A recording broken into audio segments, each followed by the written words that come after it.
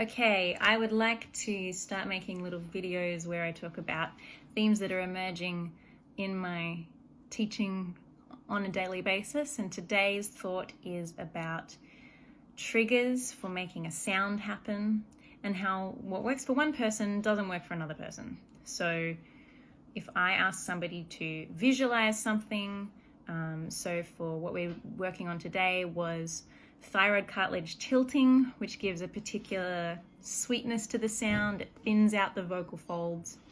And a common trigger that I use for this is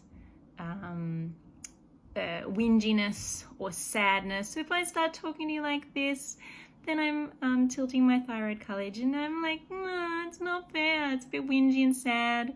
Or you might think of it as really condescending. So those are a couple of triggers that you can use to add a little bit of that sound to your voice. But for someone I was working with today, whingy, sad, condescending wasn't working for them. So then I worked on we tried like pulling the volume back a little bit, which can be a way to access that. That was having a little bit more success. And then I used the word smooth. So if you go from like going la la la la la la, like that is a thick sound. It has a certain thickness and richness and coarseness, almost a texture to the sound. So inviting this student to make it smoother. So instead of like la la la la la la, I'm gonna go la la la la la la.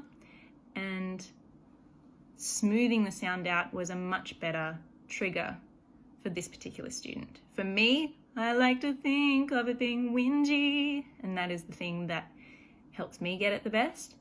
But what works for one person doesn't work for another person. So if you have worked with a singing teacher or a vocal coach who, always talks about something in one particular way, and you just felt like you were stupid, you weren't getting it, just know that it's not necessarily your fault.